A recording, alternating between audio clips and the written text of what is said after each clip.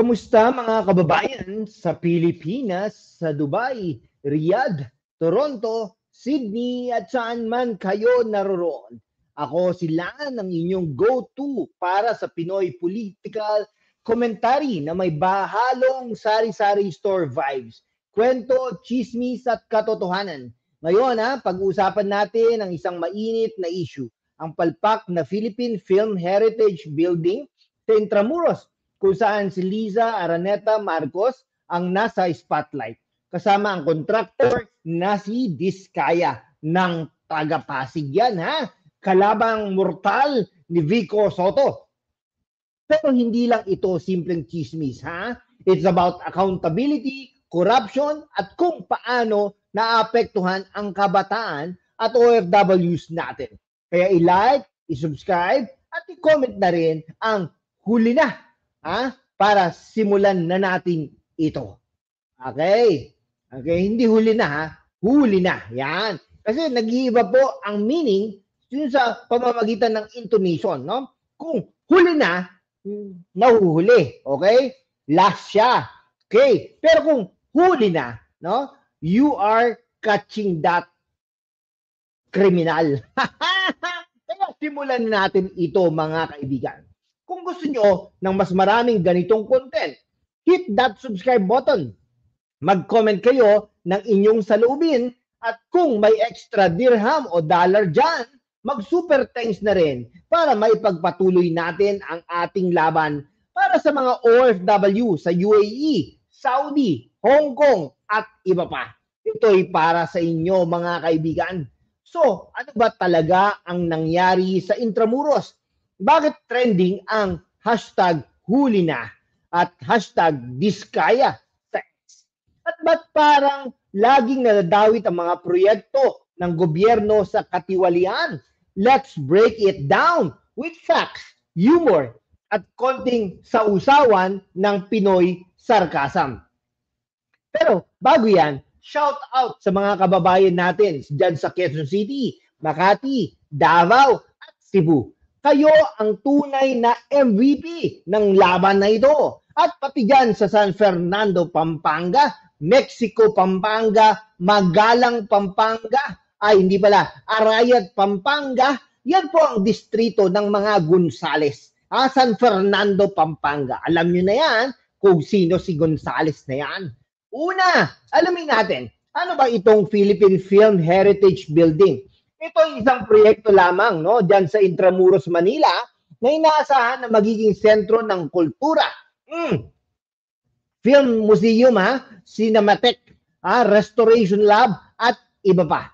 Ang goal, i-promote ang Philippine film industry sa turismong kultural. Sounds maganda, di ba? Pero teka, bakit September 4, 2025 nang inspeksyonin ni Liza Marcos napansin ang mga depekto, substandard materials, hindi pa tapos at parang sinabunang project lang, mga kaibigan. Ang kontraktor, walang iba, ang kalabang mortal ni Vico Soto, si St. Gerard Construction, na pag-aari ng pamilya Diskaya. Ayon sa ulat, may koneksyon daw ang pamilya Diskaya sa mga palpak na proyekto. Hindi lang dito kundi pati sa flood control projects sa iba't ibang lugar ng Pilipinas tulad ng Iloilo at Isabela. So bakit? Sila pa rin ang napipili. Siyempre, walang iba, kundi connections. Anyone? Pero seryoso, let's look at both sides, mga kaibigan. Sa isang banda, sinasabi ng ilang defenders ng proyekto na hindi naman daw si Liza ang direktang may kasalanan. Siya nga raw ang nag-inspeksyon at nagmalaki sa proyekto. Pero ang DPWH at contractor ang may primary responsibility. Fair naman, di ba? Pero sa kabilang banda, kung si Liza ang nangunguna sa proyektong ito, bakit hindi nila napansin agad ang problema? Bakit hanggang sa huli, sakalang nila napansin ang mga depekto? Huli na nga, Or huli na nga. Yan. Okay, yung huli na nga ay talagang appropriate dito sa situation na ito. Okay? Parang pag-ibig ito, mga kaibigan. Akala mo perfect ang lahat. Pero pag inspect mo na puro crack ang makikita mo, Sana all, may budget pa rin kahit palpak. Ayan, hindi lang ito tungkol sa Intramuros mga kaibigan. Ang isyong ito, konektado sa mas malaking problema, corruption sa infrastructure projects sa Pilipinas. Halimbawa, noong August 2025, inatasan ni Pangulong Marcos ang DPWH na i-blacklist ang mga palpak na kontraktor sa Iloilo dahil sa mga substandard na flood control projects roon. Okay? Pero, bakit parang paulit-ulit ang kwento? Dahil may mga botante na bumuboto pa rin sa mga corrupt na opisyal na yan. No, kahit anong ipilit mo sa kanila, ay iboboto nila yan dahil nga tinulungan nga naman sila. Okay? Mula Duterte admin hanggang ngayon, palagi na lang may palpak na proyekto. Yan, mga kaibigan ha. Okay, ayon sa Commission on Audit noong 2023, may higit 30% ng infrastructure projects sa Pilipinas ay may irregularities, either delayed, overpriced, o substandard. At sino ang laging nasa hot seat? Mga kontraktor tulad ng St. Gerard at mga politikong may padrino system. Kaya naman, galit ang kabataan kasi ang perang para sa mga proyekto nawawala sa bulsa ng iilan. Habang kami naghihirap sa baha, traffic, at walang trabaho. Yan, may trabaho naman po tayo. Okay. Isang OFW sa Dubai ang nag-message sa akin, Lan, yung pera na ipinapadala ko sa pamilya ko, halos lahat napupunta sa bayarin dahil sa baha sa amin. Pero yung flood control projects, wala. Sayang ang buwis natin. Nakaka-relate, di ba? Kaya naman mga kababayan, sa Singapore, Japan at Canada, importante na malaman natin kung saan napupunta ang pera natin mga kaibigan. Okay? Bakit mahalaga ito sa Gen Z, Millennials at OFWs? Simple lang, ang mga palpak na proyekto tulad nito, sila ang laging naapektuhan. Ang kabataan, sila ang magbabayad ng utang ng gobyerno sa mga proyektong ito. Sige, ha? Ano ka pa? Mobile Legends pa more. Yan. Ang OFWs, sila ang nagpapadala ng remittances. Mahigit $37 billion noong 2024. Pero anong kapalit?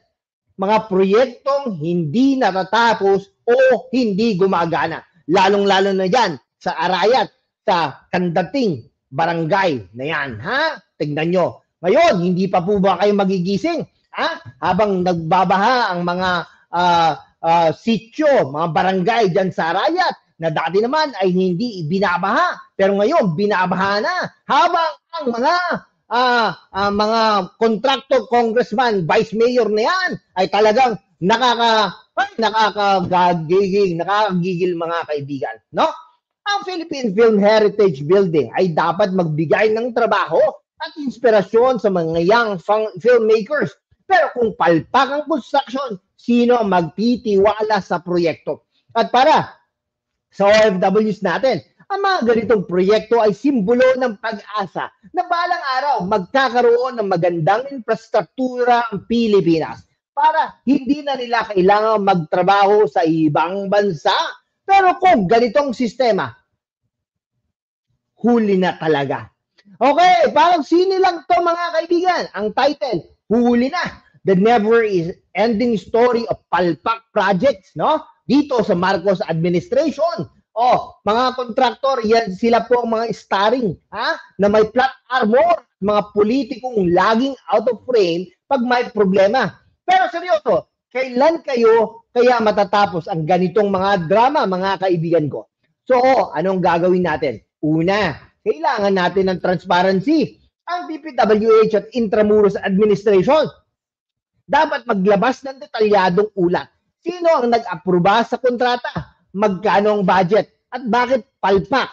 Pangalawa, kailangan nating suportahan ang mga kabatang nangangampanya para sa accountability tulad ng Akbayan at iba pang grupo na nagproprotesta sa St. Gerard Construction. Pangatlo, mga kaibigan, para sa mga OFW sa Qatar, Kuwait at Australia, gamitin natin ang boses natin. Mag-comment, mag-share at mag-report ng mga anomalya sa sumbong sa Pangulo .ph. At higit sa lahat, sa 2025 elections, bumoto tayo ng mga kandidatong tunay na lalaban sa korupsyon. Hindi yung mga puro pogi points lang. Okay? Kung may award na, Best in Palpak Projects, sigurado may red carpet na mga contractor na ito. Contractor, congressman, vice mayor, ay nako, at board member pa. Ay nako talaga. Kilala nyo na yan kung sino yung mga yan. Papogi-pogi points pa. Kunwari, may pa-hospital pa. Ay nako, kilala ko na kayo. Kaya nga po, mula nung nakarang eleksyon, kinukumbinsi ko ang mga taga Pampanga na wag na kayong iboto. Pero nanalo pa rin kayo. Anong magagawa natin? Shout out kay Dr. Tumang. Pero seryoso mga kaibigan, oras na para magising tayo. Walk with land tayo sa laban na ito mga kaibigan. Ngayon, kaya naman mga kababayan, ang Intramuros project na ito, hindi lang tungkol kay Liza o Diskaya. It's about the bigger fight laban sa corruption. Labanan natin sila. No? Hindi, ito pa po ang natin dyan, papupuntahin ang mga guro sa kanilang compound na napakalaki. Magpipicture-picture, mga ngamusta, tapos pagkatapos hihintayin ang bandang dulo, magbibigay sila. No? Ay, naku, bakit kailangan pag bumila, maghintay, makikinig sa mga speeches na para bang tila bagang sinasabi nila ng mga pera na yun ay galing sa kanila. Pero sa totoo lang po, hindi po galing sa kanila yan. No? Wala pong, normal na tao na sarili nila, sweldo nila, ibibigay nila. Imposible po yan. Ay, nako. Si hashtag walk with lang po ang nagbibigay ng ganyan. Pero yung iba, hindi po magbibigay yan. Nako, magkano po yun? 5,000? 500? 1,000? Tapos butek na yan talaga. Laban sa mga proyektong pampapogi lang. Sa totoo lang po yan, pampapogi lang yan. Okay? Para sa mga kabataan sa Manila, Cebu at Davao. At para sa mga OFW sa Dubai, Toronto at Sydney. Ito ang laban natin. Hindi natin pwedeng sabihin, huli na. Kailangan natin magtuloy-tuloy sa pagbabantay mga kaibigan.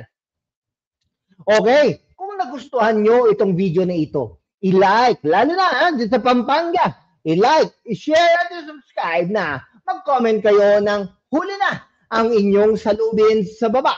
Para sa mga OFW dyan sa Saudi, UAE at Hong Kong, kung gusto nyong suportahan ang Walk with Land, mag-super thanks na rin. Please, para may pagpatuloy natin ang ganitong content. Follow me on X at TikTok, hashtag Walk with Land para sa mas maraming updates. At higit sa lahat, sa 2025 elections, gamitin natin ang boses natin. Sama-samang bigyan natin ang tunay na pagbabago. Salamat at magkita-kita ulit tayo sa susunod na Walk with Land. Mabuhay ang Pilipinas!